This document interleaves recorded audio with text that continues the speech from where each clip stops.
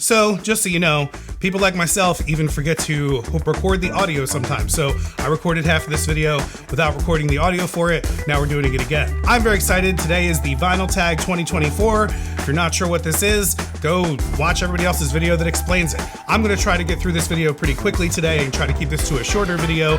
I'm very grateful to Rob Walker for putting this together. Check out his video in the link below. I'm going to try to link to other people's videos below as well. Let's get started right here on the first question, which is the favorite record that you got in 2023. I, like many other people, made a best of video and it was already mentioned in that video. But if you didn't see that video, Power of Attorney, From the Inside, Polydor Records. This is the P-Vine Japanese edition. Go check out my best of 2023 video to see why I love this so much. It has Ron Akins on it, who I got to meet, and you're going to hear about a little bit later. But this is a fantastic pressing. This is a fantastic record, and it goes along more with the funk and soul that we're going to get into later on in this one as well. The next one is the last record that I bought in 2023, Shades of Red from Freddie Red. I got this Music Matters pressing.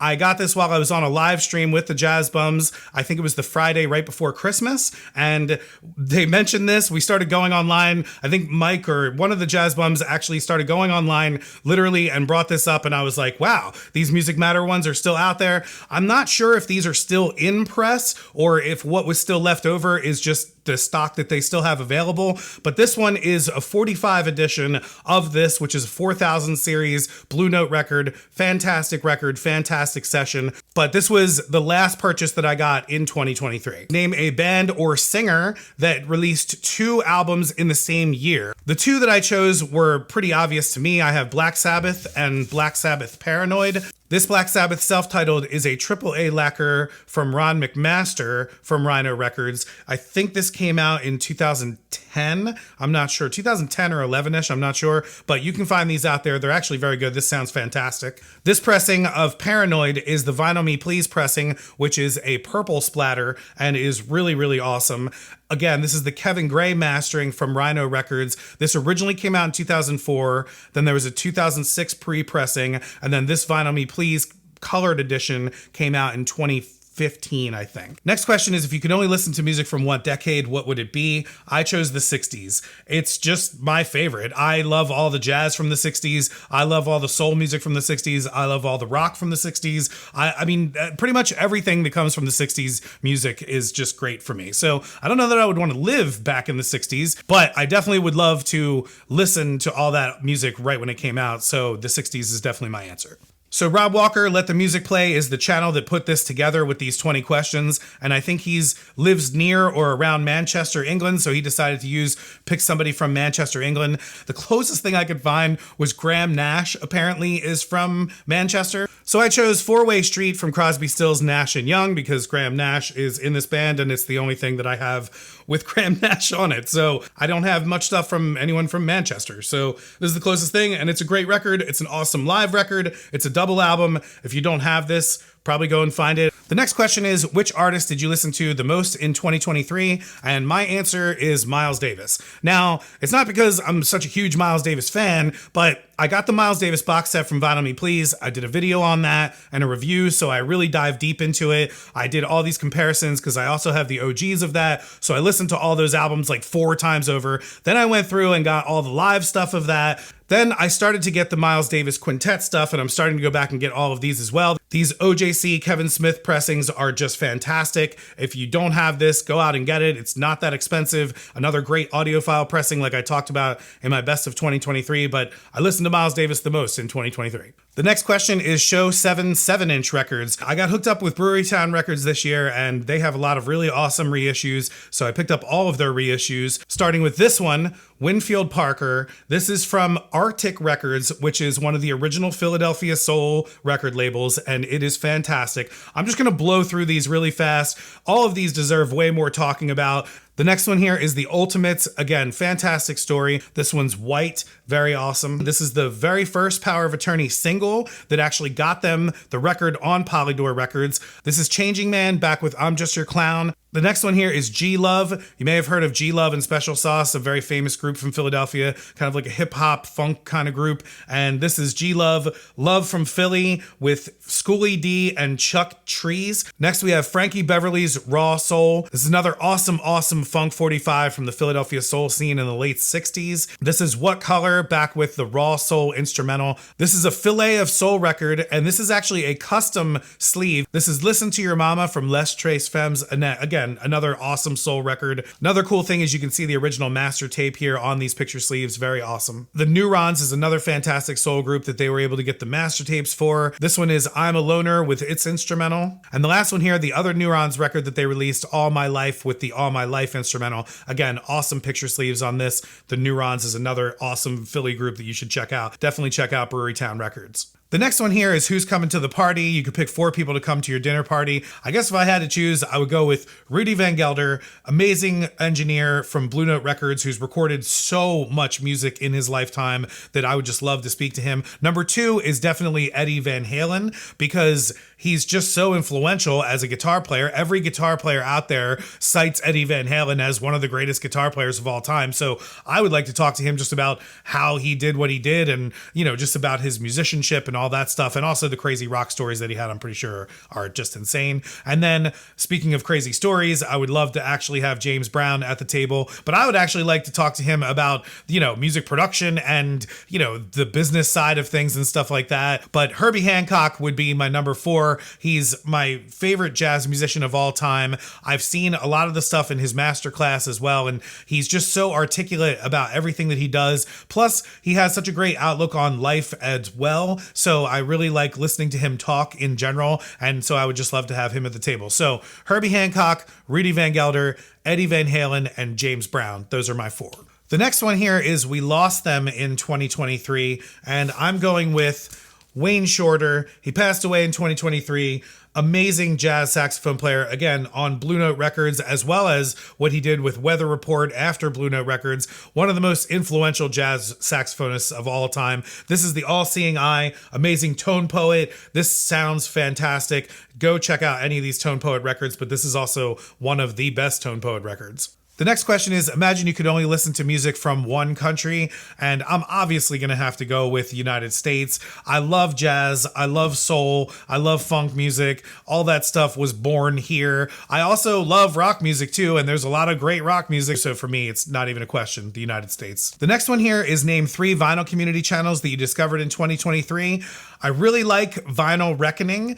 They are an almost married couple that collects vinyl together, and I love their approach. I love their chill style and their vlog style. I love a lot of the music that they select as well, because I don't really listen to a lot of it, but I just love the fact that there's 2 of them, and you get to kind of hear from both of them and also kind of see what it's like as a married couple who collects vinyl too. So they're very cool. Definitely go check out Vinyl Reckoning. I think I'm supposed to mention their subscriber count, which is 968 at the time of this video, so definitely go subscribe to them and give them more subscribers. The next one I really like is Marsha P. She is extremely excited about collecting vinyl, and her excitement is actually infectious. When I watch her videos, it actually makes me want to go make more videos and go talk about more vinyl and get more stuff going. So Marsha, you're doing a great job out there. I really love your channel. I think she has about 434 subscribers at the time of this video, so definitely go subscribe to her channel, give her more subs. She's definitely one to watch in the vinyl community. Another person I found in late 2023 that I was recommended to by a lot of vinyl community people is Metal Theologian. He's got an awesome channel talking about metal stuff, and I just love his attitude. Is just very chill, and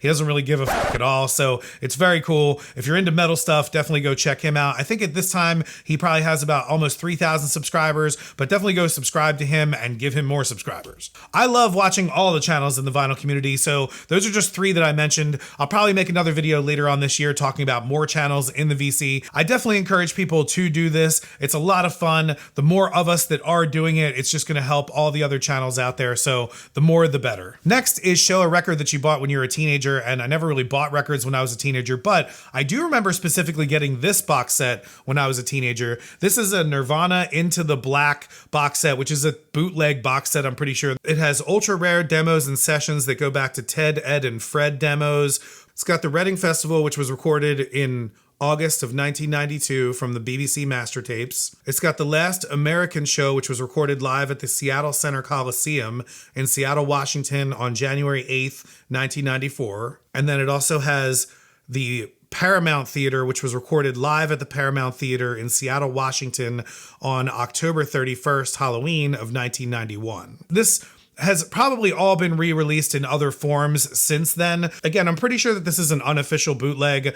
I think this was kind of like a money grab right after Kurt Cobain died. I remember getting this in like 1995, so that's when I got it. The next question is pick a funk or soul record, and I'm excited because most of my collection is funk and soul music. If you watch this channel, you know that I love funk and soul music. I was going to probably go with something from Daptone Records because I love Daptone Records so much, but I decided to go with Magnum Fully Loaded. This is one of the most amazing funk records of all time. I just got it this year. This is a blue copy reissue from Jamie Records on the original master tapes. This is just one of the sickest funk records you could ever get. Definitely go check this one out. The original for this is super hard to find. Dylan at Noble Records has one on his wall of awesomeness from his awesome tour video. You should go check this out. It's really, really good. This next question here is two-sided. Pick a record that you think that everybody in the world owns, and then pick a record that you don't think anybody in the world owns. Michael Jackson Thriller is probably the record that everybody in the world owns. It's one of the most sold records of all time. I think it's the most sold vinyl record of all time, but it's extremely popular. Unless you hate Michael Jackson, you probably own this record. And if you definitely collected vinyl in the 80s, you definitely own this record. The next one, I don't think anybody owns, or at least very few people probably do. I'm not sure that this one's even on Discogs. This is the Cavalcade of Bands 1979 Marching Band Championship Competition record. And this has 4 bands on it from the Yankee Conference, which is the largest set of bands from that competition. I know because I taught some bands in the Cavalcade of Bands in Pennsylvania in the 2000s. But yes, apparently they pressed records in Hershey and they made them look like a Hershey bar here with this, brown record and Hershey and stuff. I'm kind of cheating with this. If you're from southeastern Pennsylvania and you went to any of those schools, you might be interested in this vinyl record. The next one here is She's Great, show a record from a female artist that you found in 2023. I'm going with Kendra Morris. I actually got 2 of her records in 23. I got Babel as well as this one. Babel was an EP that she released earlier and then re-released with Coal Mine, actually with Karma Chief Records, which is Coal Mine's imprint. And so this is on Coal Mine / Karma Chief Records. This is the Orange Swirl edition, gatefold jacket, very awesome record. This fits right into the mold with a lot of the stuff that Coal Mine and Karma Chief is currently doing. It's kind of like a newer take on like soul stuff. It's very awesome. I definitely highly recommend Kendra Morris. Go check her out. The next question is to name the favorite video that you posted on your channel, as well as the favorite video you watched on someone else's channel.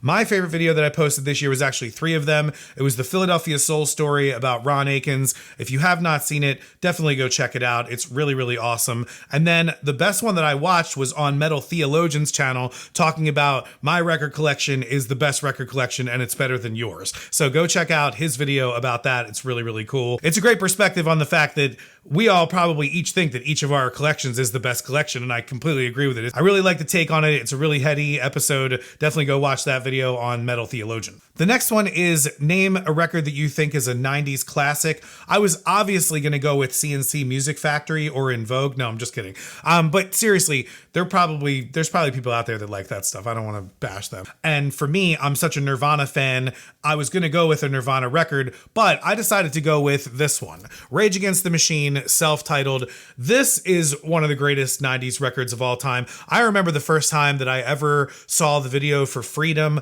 on the Headbangers Ball at like midnight. Ricky Rackman on MTV with Headbangers Ball, one of the best TV shows ever to ever learn like about metal music and stuff like that. Rage Against the Machine was premiered on there and it just blew me away. But this is one of the best records of the 90s. Rage Against the Machine, awesome. The next one here is a very interesting question. If you could walk into the cover, or if you could be a part of an album cover, which album cover would you want to be a part of in your collection? For me, I had to go with Nirvana Bleach. I would love to have been in this room watching this version of this band and be right next to this photographer taking this picture for this moment. Like, I'm not sure if this was somebody's apartment. If you know where this was, let me know in the comments below. But I don't know if this was somebody's apartment or if it was actually at one of the places that they played at in Seattle. But I would have loved to have just been there. I mean, I'm such a huge Nirvana fan, and it would have just been amazing to be here in this moment to see this and to see this picture getting taken for the cover of Nirvana Bleach. So it's one of my favorite records, and I would love to be able to be a part of this cover. The next one here is It's Like a Greatest Hits. Pick a record that you're so familiar with that it feels like it's a greatest hits record. For me, I had to go with Billy Joel, The Stranger. I feel like every single song on this is a hit. I actually went down the list. I mean, like, listen, Moving Out, Anthony's song, The Stranger, Just the Way You Are, Scenes from an Italian Restaurant, Vienna, Only the Good Die Young, She's Always a Woman, Get It Right the First Time, Everybody Has a Dream. Pretty much those last two songs are probably the only two that any Billy Joel fan or any fan of music hasn't heard. Every single one of those other songs is basically like a greatest hits record for any other artist. Very awesome record, Billy Joel, The Stranger. If you've never heard it, go check it out. I'm sure you probably have heard it. For the last one here, it's kind of funny. Show a record from 1974, and I've already done that twice with the very first record, which was the From the Inside from Power of Attorney, and the funk record from Fully Loaded from Magnum. Both of those came out in 1974, but I'm going to go with another one, which is Joe Farrell, Upon This Rock. 1974 was a great year, and this record is fantastic. One of my favorite CTI records. Joe Farrell is one of the best sax players out there. He's kind of very underrated. He did a lot of stuff on CTI records. This has a bunch of different players on different tracks here, including Don Elias, Steve Gadd, as well as Herbie Hancock, and of course Joe Farrell. But if you've never heard this record before, definitely go check it out. It's really, really great. All right, so that's my vinyl tag for 2024. Again, thank you to Rob Walker for putting these questions together and doing this every year. Thank you to all the channels that do this every year. It is a lot of fun. If you want to see my past ones, you can go check those out right here. I will see you guys on the next one.